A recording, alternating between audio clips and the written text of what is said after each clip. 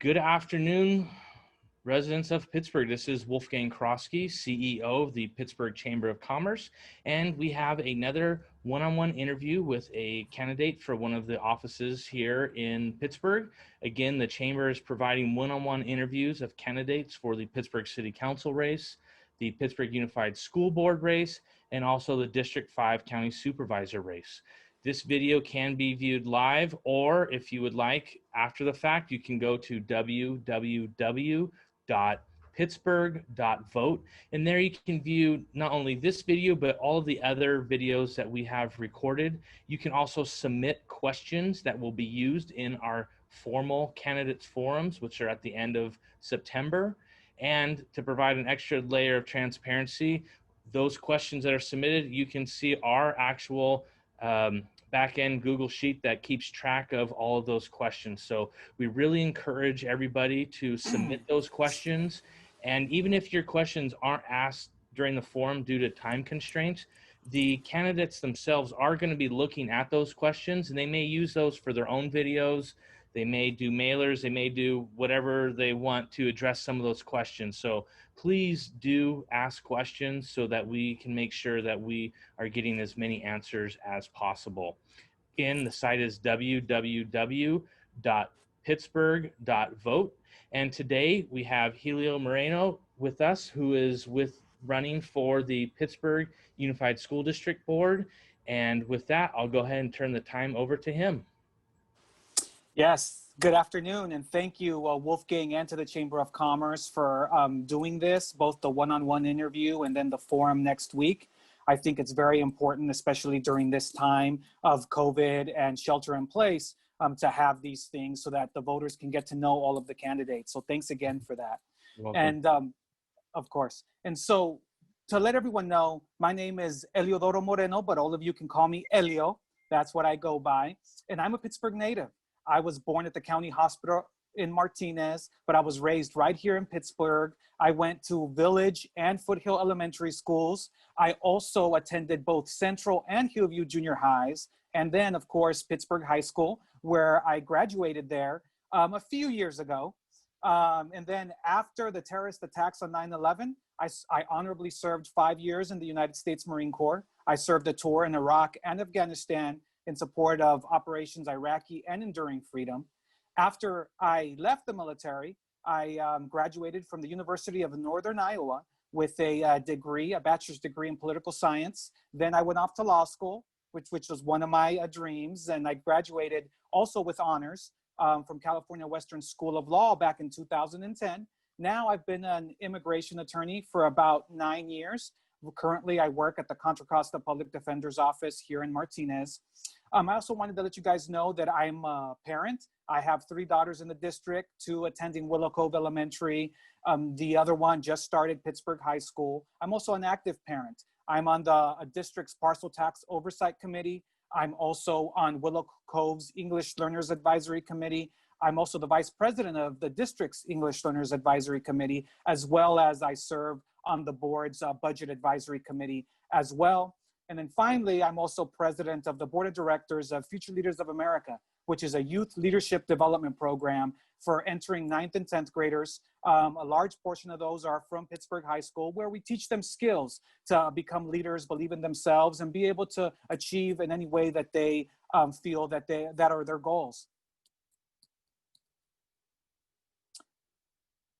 That is definitely a long list of accomplishments and a lot of engagement in the Pittsburgh Unified School District. And I've had the opportunity of on the budget subcommittee working with you as there. So I can attest to your engagement in some of the different avenues, and that you are not only an active resident, but an active parent when it comes to our school district. And again, thank you for your service in serving in the military. So I'd be remiss to not thank you for that. Of course, you're welcome. Much appreciated. So you obviously have a busy life. Much like you, I have kids. I know the intensity in life that comes from that. You have your career, you have your engagement working with the school district, and now you're throwing on running for city council or school board. And you know, there's campaigning, there's just all this stuff. There's just a lot of energy and time and dedication is going to this. So why do it? What is your why? Why are you running for school board? Wow. Yes. Thank you for that. I mean, really, I'm very passionate and invested in education here in Pittsburgh. Like I said, I have my children that go here. I've been an active parent, and during this time that I've been active, and I've really seen, how things are run here in the Pittsburgh, I became frustrated because one of the things that I want to see is, one, I think that we need a parent's perspective on the school board. I mean, we really need a parent there that has kids that are going through the school district now, that's seeing the highs, seeing the lows, and can really connect with parents and bring their perspective. One of the big things that we hear from a lot of parents is that, I don't feel that I'm getting the communication with the school district. Well, having a board member that has parents currently in the district is the perfect way in order to get those perspectives and really that communication really focused on. And that's something that I want to provide. Aside from that, I've gone to many board meetings, particularly this past year. And really one of the things that really frustrated me is that I felt that some of the board members were not critically analyzing the proposals that were being presented to the board by staff. So really what I want to do is I want to critically analyze all proposals that are brought into the school board and really make sure that we're making decisions on these contracts and proposals that are going to best benefit our kids, especially now, as you well know, Wolfgang, and as many people who are listening in, right now we're in a budget crisis. We're right now deficit spending over $3 million over our revenues currently. We've already had to do budget cuts for 2 years in a row. And then the district at this most recent school board meeting said that they were not going to recommend making budget cuts this year, but that they were definitely going to be needed next year. And that's on top of, Wolfgang, that the state budget, they went ahead and deferred payments. So now the district is saying that we're going to need to borrow money in order to meet our obligations in the spring. That's going to bring, as you well know, interest payments that need to be made, also origination fees that need to be made. None of that is in our current budget. So we need a board member that's going to be up there, roll up their sleeves, and that are going to critically analyze everything. I have that energy and that experience, and that's why I wanted to run, to really provide that to all of our students in this district. So do you think with the state budget, which obviously impacts the district budget, that there's actual work that assuming that you're successful in your race and that you get a seat on the school board, that there's actual changes that you think you could make that specifically around the budget that could help? Or is it kind of a fate that's already been cast for Pittsburgh Unified? You want to know what? I don't think it's a fate that's already been cast. The reason that they're making these budget cuts because the school district had been in a qualified status with their budget, which basically means that they're not able, over a 3-year period, they're not able to meet their obligations with the revenue that they receive. So we definitely need to make sure to balance the budget. That's going to take everyone working together and really taking a look at where those cuts are going to be made to least affect the education that our kids receive. So I think from that point, it's very important that the Pittsburgh voters, really pay attention to who they're going to elect. But aside from that, I think one way that's very important is that we have a board member that has the energy, the desire to really be engaged in looking at all the details of the budget, of proposals, and making sure what is that need? What is the goal that this contract and proposal is trying to meet? And how, and very, very importantly, Wolfgang, how are we going to measure it? And then when these contracts are coming back, let's see the data. Right. Let's look at those measurements. If those measurements are not being provided, then we're failing because we don't know if a contract is actually living up to the goals that we set that they were gonna complete. So I think that that's something that's very important that needs to happen. It's not happening currently across the board by our current school board, and we need to make sure to improve that. I know that our staff is working very hard, especially with COVID, but one of the big things for school board members, we're not the educational experts. We're not there to micromanage anyone. We're there to provide a vision. We're there to provide accountability. And I think that that's how we start doing that. So with that in mind, you mentioned contracts. Are you referencing just third-party contracts, or is this all contracts, including teacher contracts? Or when you talk about evaluating contracts and looking at the data to make sure that these measures are being met, because that speaks to me, because I'm a firm believer of that as well, that if money is outlaid, whether you call it return on investment or improvement in student achievement, whatever you call it, it's kind of the same thing. Is we're putting out money, are we getting back what we think we should? So Right. what are your thoughts on that? Well, I mean, first off, I was specifically referring to the contracts that I was just talking about, where they're third-party contracts. Third party, but, okay. Right, but I wouldn't exclude any contract. Yeah. Every contract needs to be critically analyzed after listening to all stakeholders and then making the best decision for our kids that's also fiscally responsible. So I think that that's very, very key and very, very important. And if we're not getting, though, that, like you said, those returns on our investment, then something needs to change. And so that's one thing that I saw being an active parent this past year, which I think is very, very important. And I think that it's important for all of us to work together to achieve that.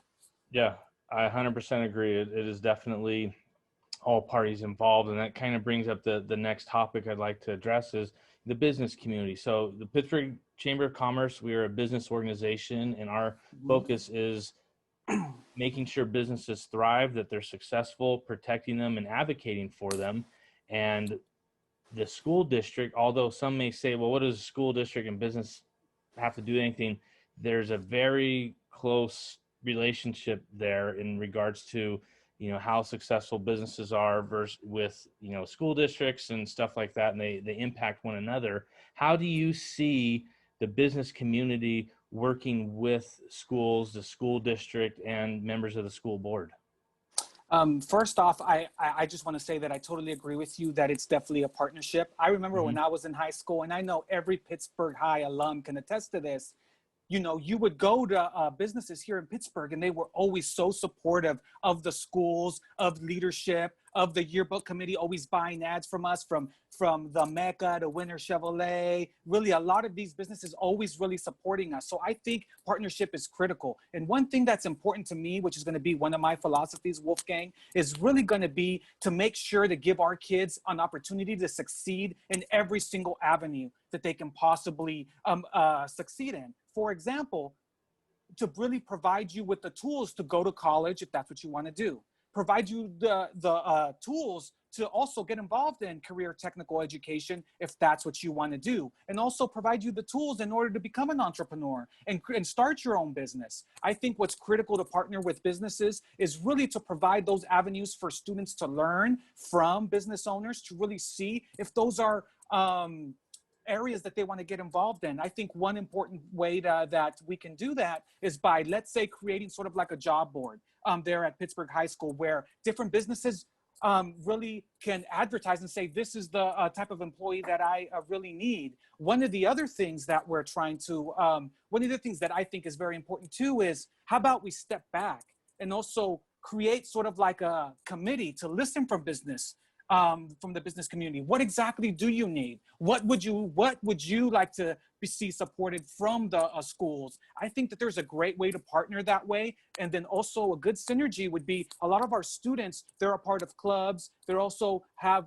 volunteer hours that they need to make. I think really coming together to really use students and really to teach them through those types of internships to sort of give back to the community is also another important way that I think that we can partner up with the community. I think that really getting to know what are those needs, because one of the things is we need to support our local businesses here. And then I think that how businesses support our students, I think our students can also, and our school district can also partner with our businesses. I just wanted to end with a perfect example of that is the recent assistance to bridge the digital divide that a lot of businesses here from Pittsburgh have assisted to help students to be able to have internet connectivity, to have computers. I think that that's one way to think outside the box to really bring everyone together and really achieve the goals of improving both the business community and our student success once they graduate.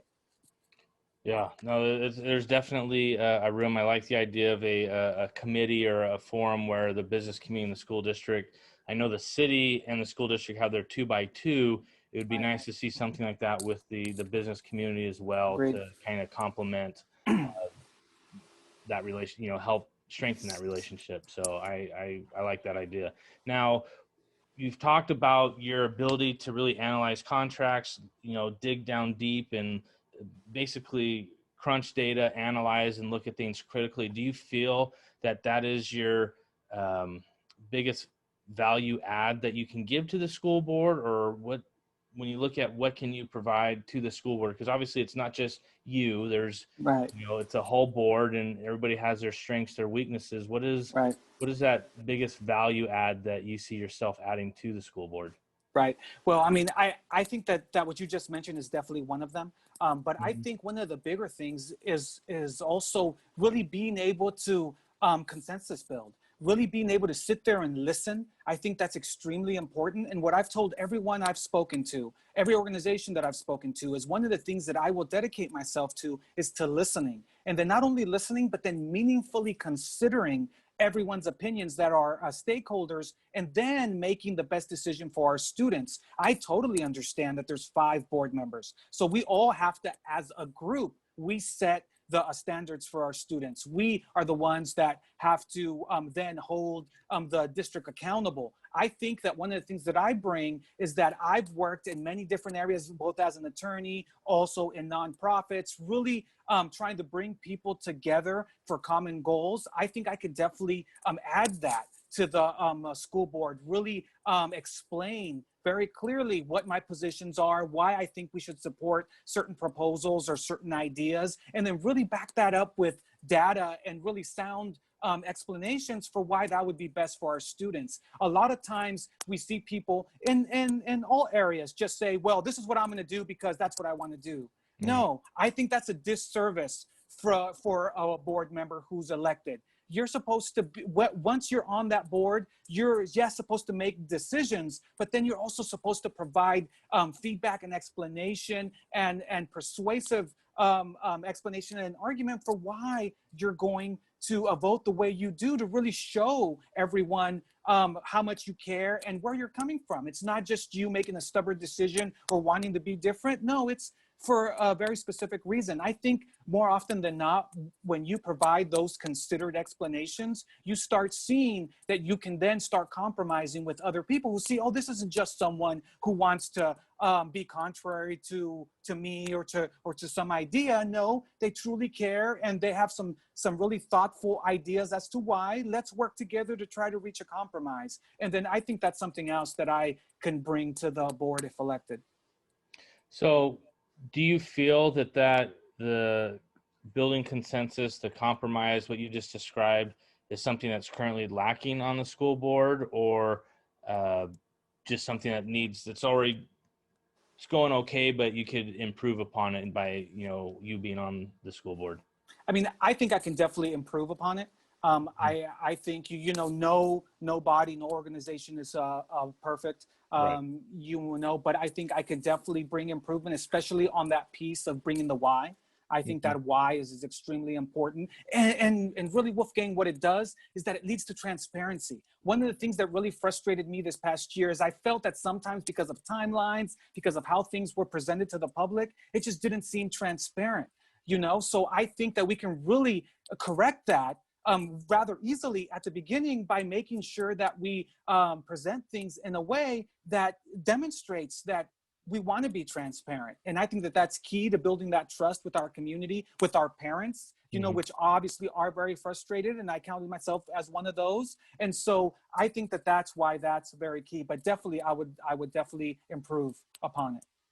Yeah, and I the frustration that parents are feeling, we see that manifested, all over social media and whatnot. That I just saw a post yesterday that says it's September 14th and distance learning is still not working. It's there's definitely a lot of frustration. What do you say to those parents who are frustrated, that are looking for change? How will you help with COVID? And because the reality is, seeing how things are going, it doesn't seem like this is ending anytime soon. So if I were to make a prediction, I would say this is going into 2021, but that is just my own personal opinion. I have no insider knowledge. It's just Wolf, but it's going to be here for a while.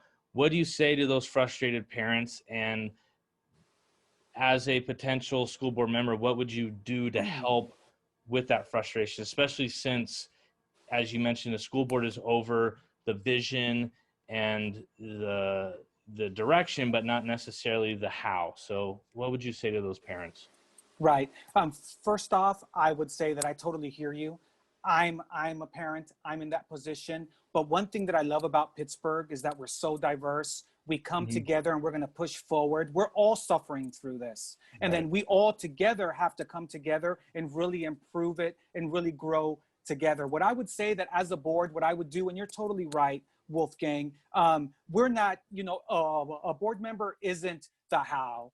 So really what I would do is I would set the expectations of what I want to see. And one of the things is communication with our parents. I think that that's very, very key. One of the things that I said when it was becoming clear, I submitted a comment to the school board when it became clear that we were going to do distance learning, that one of the things that I felt was very important is to have a mechanism and a way to receive constant parent feedback. I would say even on a weekly basis. And I want to make sure, is that really happening? A lot of the things that I hear is that you need to direct a lot of your concerns directly to your individual teacher. And I understand that because those are the ones that are teaching your students, but Mm-hmm. also there's also globally things, not just necessarily with the day-to-day that the student goes through with their teachers, that parents might have concerns, or maybe frankly, they might not feel that they can go to their teacher. So I think that we need to have a mechanism in order for the parents to provide that feedback. That's what I would like to push for, really to make parents feel like they can give their opinion, they know who they can contact. I was on a DLAC meeting yesterday where some of the parents were like, I don't know who my parent and family liaison is, who I can contact to really ask questions about things that are going on that I feel that I need an answer to in order to be an effective parent with my kid in distance learning. I want to make sure that those type of things are really, really seamless, and to really make sure that all of our parents feel that they can provide that feedback, especially with distance learning. None of us want to be in this distance learning. My daughters, they cannot wait to go back to school. And let me tell you, Wolfgang, I can't wait to send them back to school. Because they lose something. One of the things that I will always say that I learned when I left high school is that I loved Pittsburgh because of the diversity, and it taught me to work with and deal with so many diverse different types of people. Right. And then I think that we're losing that without our kids being in school. And I really want to get that back. So obviously we want to be back in there, but we need to do it safely for everyone, our children, the teachers and staff. So I would just say that, you know what, that's going to be a priority. I'm going to provide that parent's perspective every day that I'm up there. And that my goal is to make sure that we set that expectation that we need to make sure that those communication channels are really open. Yeah, no, that's definitely, I would say, amongst all the candidates, that seems to be a top priority, is that the communication is generally felt as lacking. And I know, having been a school teacher and school administrator myself, I look back and, I could say times where I thought that I communicated well, and people are like, oh, I don't know what to do. And say, what more do you want me to do? But the reality is that we under communicate by a factor of 10. That, when you think it's finally being annoying, that's probably when you've just kind of reached that bar of you've communicated enough. And especially here, making sure that we do it in different channels, and whether it be the infamous auto dialers or peach jar, pear tree, whatever fruit stand communication we got for the day. There's all these different channels, but coming up with a consistent way and one source to find those answers. So that's I agree with that as well. So those frustrated parents that I think a lot of it does come down to that gap in communication and wanting to get their kids opened, getting schools open safely so that kids can return to them. What other changes would you make in those, let's say, first 100 days of taking office? What would be your priorities outside of the kind of the COVID stuff? Because eventually COVID's going to go away and hopefully we'll be back to normal. But what would be those kind of first priorities for you on the school board? Well, one I already touched on, which is definitely balancing the budget. I think that's key, and making sure that it's done in a way that least affects our kids. But one of the big things for me too, Wolfgang, is to trying to make sure to close the opportunity gap.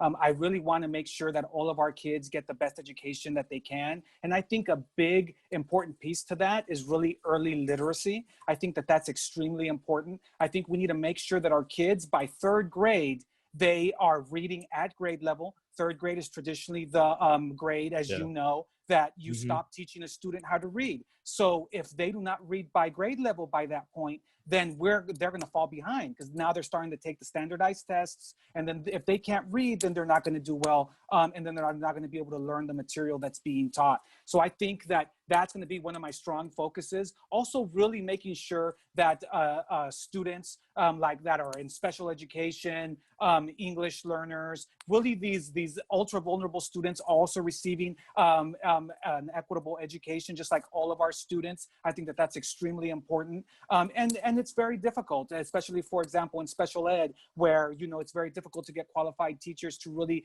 be in there and be able to provide for our kids, especially with the way our budget is set up, really difficult. We're really thin on dollars to really provide the best we can, but really trying to make sure that with what we have to really provide them the education in order to be able to succeed just like every other student. I think that that's extremely important. So those are things that I'm really going to be looking at aside from the budget and obviously this whole COVID thing. Right. So you mentioned equitable education for English learners and students who are in special education. I understand what that means, but for our viewers that may not understand it, because they say, well, they're going to school, isn't it the same for everybody? When you say equitable education, what does that look like?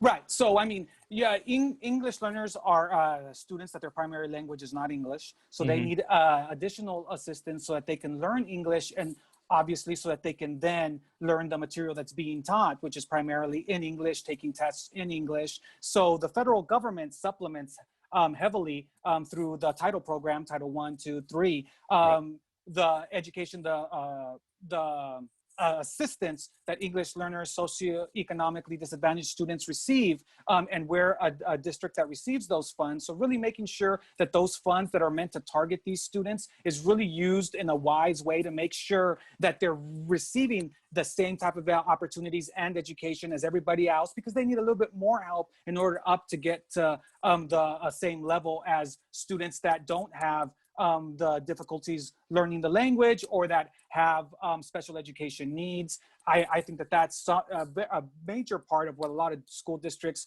that are Title I, Title II, and Title III school districts go through. And then I think that that's what I'm referring to.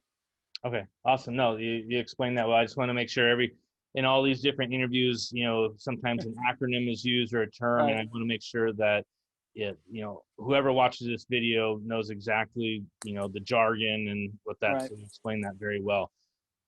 Well, I want to thank you for your time today. We've covered a lot of material, but there's a lot more. We could go on for a long time, and I would encourage those who have watched this live or that are going to watch the recording that still have questions to contact you. What would be the best way for them to contact you if they wanted to have a more in-depth conversation on a particular topic? Yes, absolutely. You can email me. My email is Helio, Helio Moreno, Moreno, 1082 at gmail.com. But also go onto my website, www.vote4helio.com. Also, you can go and see my Facebook page. You know, you can send me a message through there. It's facebook.com/vote4helio. I think really through those avenues, you can really reach out to me. I am fully willing and want to engage with as many voters as possible. I've already been doing it through social media. Also, my Instagram handle is Helio for School Board. You can also reach me through Instagram. Really, I want to be as accessible as possible. So I fully welcome any questions and would love to speak to anyone that would like to talk to me further. Oh, thank you for sharing that. Yeah. That's good. So again, I know you're busy, and I appreciate the time that you've provided us this afternoon and making yourself accessible for this interview. I hope that and I know that it will, you know, help people to get to know candidates better. So for those that are watching this live, you want to learn more, if you go to www.pittsburg.vote, you will be able to see every candidate's bio, a link to their website, their Facebook, if we have it, and then you'll be able to view the recording of every interview and watch it as much as you want. Later this month, we have a formal candidates forum for each race, and would really encourage you to submit your questions. Those questions are going to be used to, uh, you know, to ask the candidates. A little bit of a tongue tie there, sorry. We ask the candidates, and we want to make sure that we have as many questions as possible. And we know that we won't be able to ask all of them, but candidates will be able to read them and use those to help, either create online videos. Maybe they're going to have their own town halls, whatever they're going to do, but they can use that information to help drive that, so that they're answering your questions and providing their opinions and their stand on different topics that are important to you. So without your input, it makes it hard for candidates to address things. So again, it's www.pittsburg.vote. And with that, I'll turn the time back over to Mr. Moreno to give us his why we should vote for him. Yes, thank you, Wolfgang. So I believe that Pittsburgh voters should vote for me because I provide the perfect blend of experience, energy, and unique perspective to the board. And I will do that by listening to everyone's opinion and meaningfully consider them. And I will also make sure to make decisions that are in the best interest of all of our kids by really focusing on every proposal that's really presented and making sure that they're being presented in a fiscally responsible way and really benefiting all of our kids. I am a Pittsburgh native. I am from Pittsburgh. I love this city. I love the diversity. And I really hope that all of you consider voting for me, beginning by mail on October 5th and then in person on November 3rd. And thank you very much for your time. Thank you. And with that, everybody have a good afternoon. And again, it's www.pittsburgh.vote.